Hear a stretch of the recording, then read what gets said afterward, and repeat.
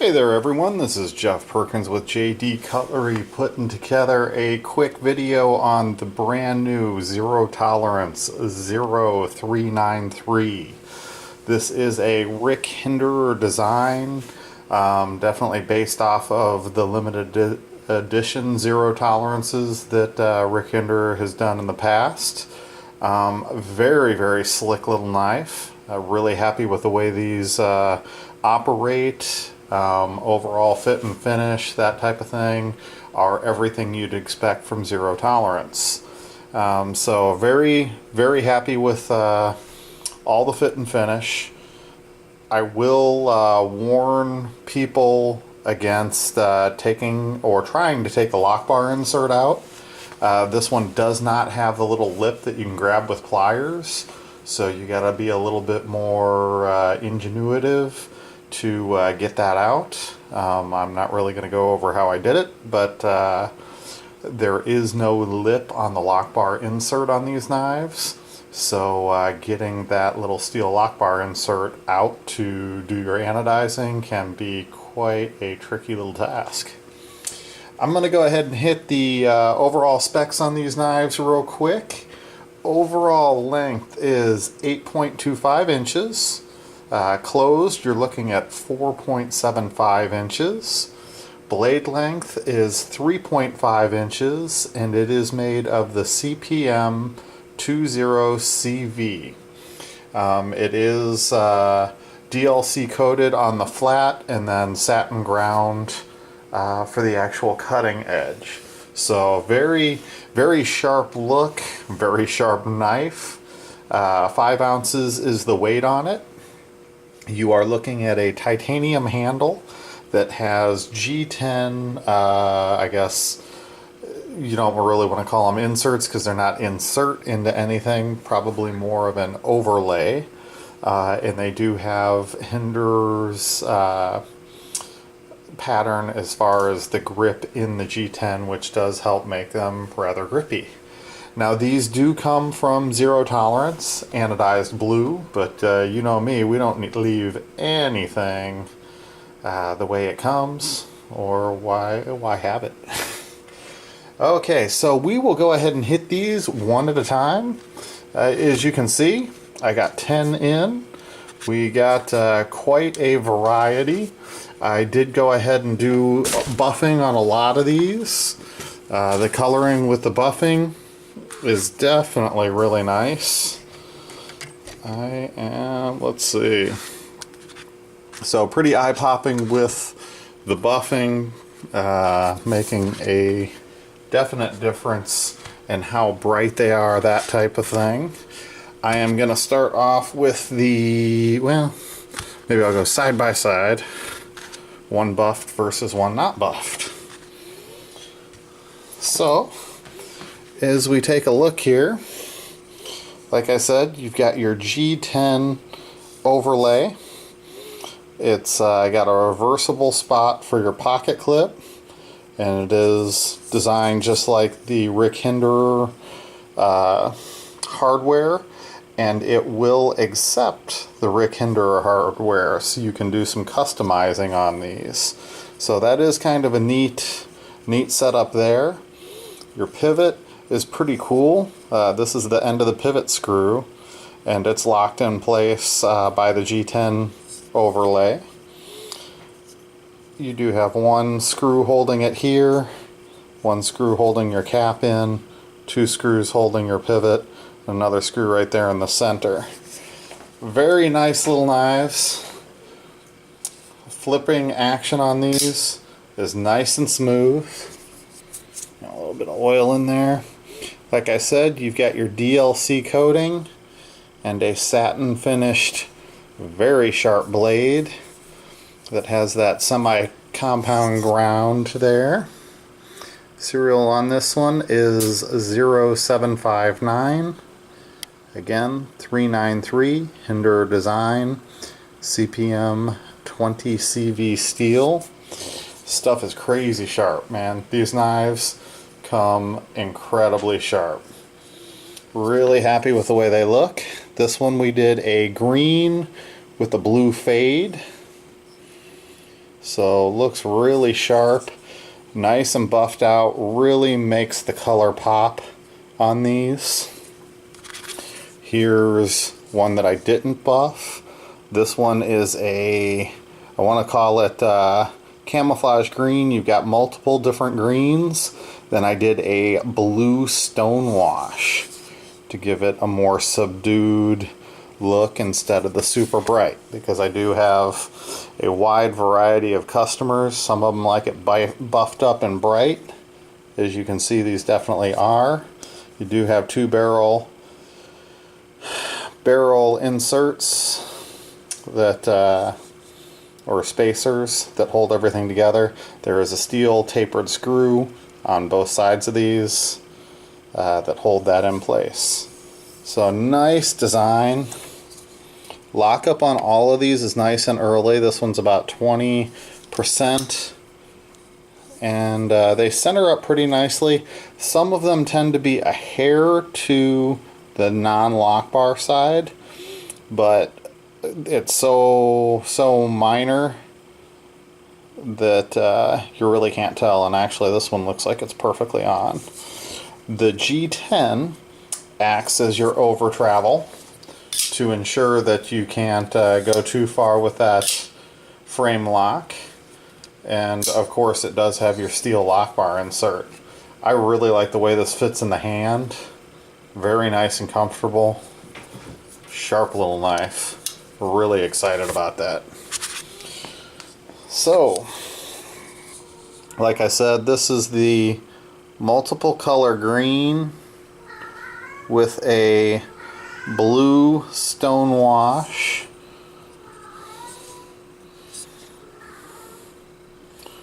Really doesn't pick it up as well as I'd like to see it picked up, but the light here is throwing things off a little bit on me.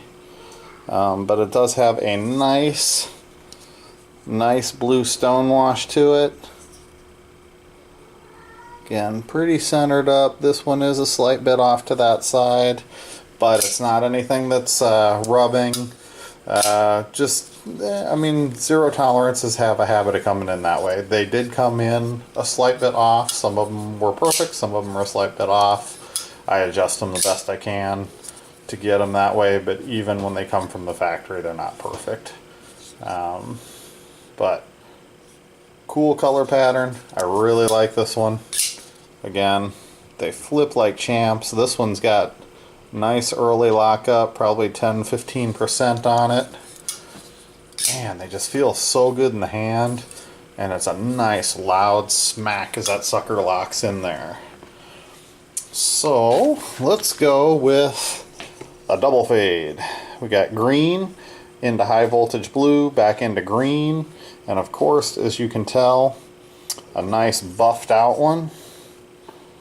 Green, high voltage blue, green. Really happy with the way these things turned out. So the ones that I buffed up are going to run just a little bit more than the ones that are not buffed up, just because of course it takes more time. So this one's nicely centered. Very nice. As far as the bearing system goes, they do say they're KVT bearings. These are not. They're in a steel washer instead of the brass washer that you usually see the KVT in. And the bearings seem to be just a little bit bigger than they've been in the past. So, very cool knives. This one's about 30% lockup. Actually, no, probably more like 40% lockup. Like that double fade. I've been playing with this double fade a little bit lately. I posted a couple of the 562 CFs just the other day with the double fade. So, trying to get some variety out there. This one is another buff. Buffed it out. Started purple, went into blue, fading into the green. I was a little worried about this onlay to start with, just because it does cover up so much of the color, but honestly it lets just enough peek out that I'm thinking some of the guys that might not have necessarily wanted color in the past might go for this, because it's not a huge handle that's full of color, but you've got the nice accents on it. So again, this one's centered up pretty nicely. We're at about 20% on lockup. And that green, blue, purple fade just turned out great. Let's go ahead and jump into one of the more matte finished ones. This is a gold. Just a straight gold with more of a matte finish. Really stands out. That's just a little bit of oil there. Oh, actually no, it was heat from my hand. A little perspiration, I guess. So the gold and black definitely pops nicely. Really sharp looking. Again, we're looking pretty much right on the money. Whoa, as I almost drop it. It's never a good thing. Flips out beautifully. This one's nice and early. You're probably 5–10% on the lockup on that one. Definitely in there though, because I'm putting heavy pressure here, so I would rather have one nice and early that's going to wear in and go over as we get used to using it, just because there is going to be a little wear. That steel on steel doesn't wear as much as a titanium on steel, but definitely will have a little bit of wear. Man, this thing's just fire out. Nice sound when they lock into position. So let's go with another one of the bead blast. This is a nice purple. The pictures, or the camera, kind of looks like it's got a blue hue. It really is a solid purple. So this is a matte solid purple. Again, centered up pretty good. I really like that purple on black look. A little more subdued, not buffed out and crazy, but a very sharp looking knife. There's a lot that you can do with this. So if you other anodizers, customizers get to playing with it and you figure out how to get that lock bar insert out, it's definitely a lot of possibility with this. I can see making some different onlays and that type of thing. Might be a little tough on this side because you do have it cut out to fit that hex nut, but definitely quite a bit that you're going to be able to do with this, not to mention getting some of the cool Hinderer hardware, titanium clips, some of those that have the cool skulls on them. A lot of opportunity out there for these. Let's go ahead and jump into another buffed one. This one is a purple to blue to green. I can't remember if I did this one already or not, so I'm just going to show it again real quick. Got a few too many knives sitting here. I think I might very well have shown this one, so I'm just going to make just a quick over shot on this one again. Might be a slight bit to this side, but pretty centered if you're looking at that tip on the barrel spacer. So it's a beauty. Let's see, go into a couple I know that I didn't do. This one turned out cool. I'm hoping the camera picks it up.